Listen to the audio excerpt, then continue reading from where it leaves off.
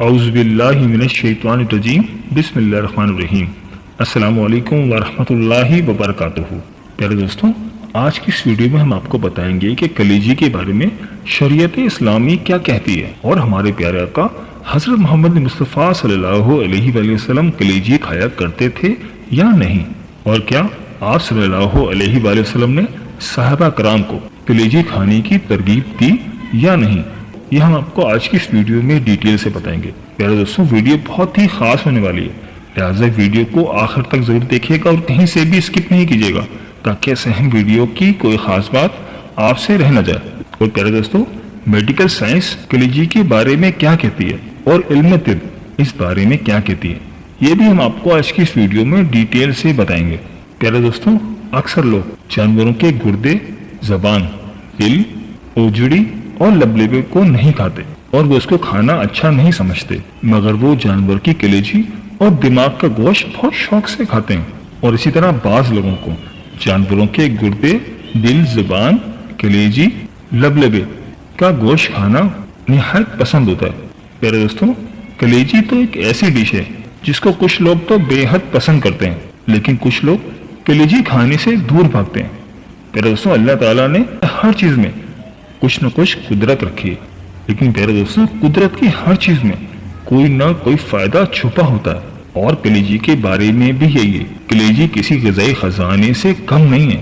کچھ لوگ کلیجی کھانے سے منع کرتے ہیں کیونکہ یہ بہت دیر سے ہضم ہوتی ہے، اور کلیجی کے بارے میں یہ بھی خیال کیا جاتا ہے کہ جسم میں ٹاکسن کو جمع کرنے کا سبب بنتا ہے۔ پیارے دوستوں، یہ ماننا بالکل صحیح نہیں، کیونکہ کلیجی میں کچھ ایسے غذائی اجزاء شامل ہوتے ہیں جیسے کہ vitamin A, vitamin D, vitamin E, vitamin کے، وائٹامن بی 12، فولک ایسڈ اور منرلز موجود ہوتے ہیں جو جسم سے ان ٹاکسک کو نکالنے میں مددگار ثابت ہوتے ہیں۔ لہذا اگر کسی چیز کو اعتدال کے ساتھ استعمال کیا جائے تو وہ نقصان نہیں پہنچاتی۔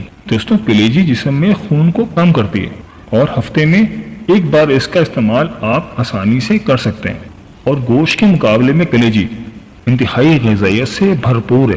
اس میں کوئی نامیاتی زہر نہیں ہوتا۔ دراصل سچ تو یہ ہے کہ کلیجی آپ کے جسم میں ٹاکسن کو جمع کرنے کے بجائے اس کو خارج کرتی ہے، اور تھکاوٹ سے لڑنے میں بھی اس کی تاثیر بہترین ہے۔ کلیجی وائٹامنز، منرلز اور فیٹ سے بھرپور ہوتی ہے۔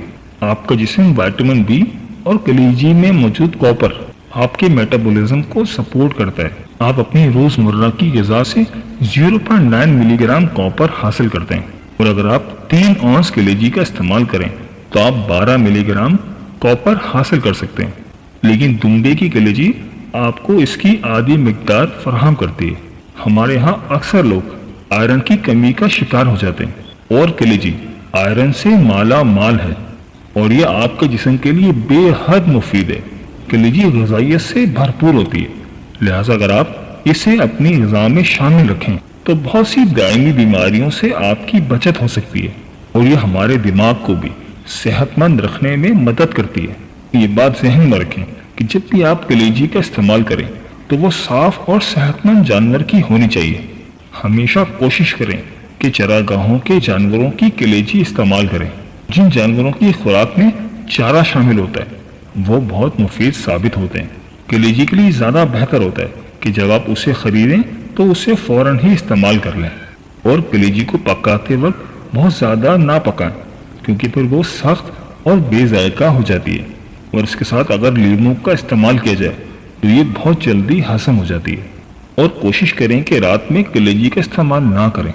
جی پیارے دوستوں، آپ کو کلیجی کی افادیت کا اندازہ آپ اس میں شامل غذائی اجزاء سے لگا سکتے ہیں، اور کلیجی کے بارے میں ماہرین صحت کا کہنا ہے کہ کلیجی جانور کے پٹھوں، ٹانگوں اور پیٹ کے گوشت کے مقابلے میں بہت ہی زیادہ فائدہ مند ہے۔ کلیجی گردوں، دل اور دماغ کا گوشت حاملہ خواتین کے لیے بھی بہت ہی زیادہ فائدہ مند ثابت ہوتا ہے، تو دوسری طرف بچوں کو دودھ پلانے والی ماؤں کے لیے بھی انتہائی سود مند ثابت ہوتے ہیں۔ اس سے بچے کی صحت پر بہت اچھا اثر پڑتا ہے۔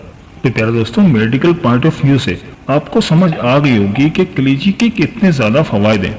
اب آپ کو حضرت محمد مصطفیٰ صلی اللہ علیہ وآلہ وسلم کی ارشادات کی روشنی میں کلیجی کے بارے میں بتاتے ہیں۔ کہ جس چیز کے اتنے زیادہ فوائد ہیں کہ وہ ہم مسلمانوں کے لیے حلال بھی ہے یا نہیں۔ ہمارے پیارے نبی حضرت محمد مصطفیٰ صلی اللہ علیہ وآلہ وسلم کلیجی کا استعمال کیا کرتے تھے یا نہیں۔ دوستوں، ابن ماجہ کی حدیث میں کلیجی کے بارے میں یہ ارشاد گرامی ملتا ہے کہ روایت حضرت عمر سے فرماتے ہیں کہ فرمایا حضرت محمد مصطفیٰ صلی اللہ علیہ وآلہ وسلم نے کہ ہمارے لیے 2 مردے اور 2 خون حلال کیے گئے۔ ہمارے لیے 2 مردے اور 2 خون حلال کیے گئے۔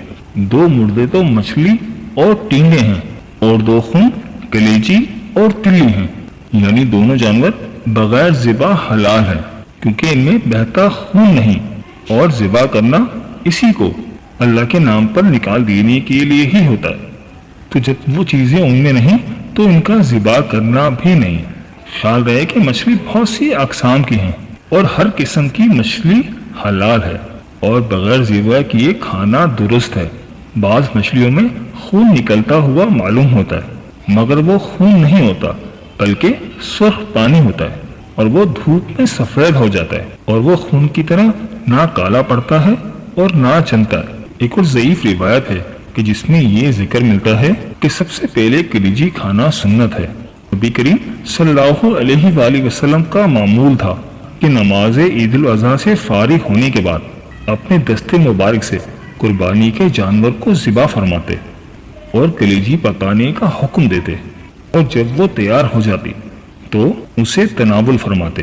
اور قربانی کرنے والے کے لیے یہ سنت ہے کہ قربانی کے گوشت میں سے سب سے پہلے کلیجی کو تناول فرمائے کہ اس میں ہمارے پیارے آقا حضرت محمد مصطفیٰ صلی اللہ علیہ وآلہ وسلم سے مشابہت ہے۔ تو لہٰذا پیارے دوستوں، میں آپ سے یہ گزارش کروں گا کہ آپ کلیجی کا استعمال ضرور کیا کریں کیونکہ اس کا کھانا سنت بھی ہے اور میڈیکل کے لحاظ سے اس کا کھانا صحت کے لیے بھی بہت زیادہ فائدہ مند ہے۔ جی پیارے دوستوں، یہ تھی ہماری آج کی ویڈیو۔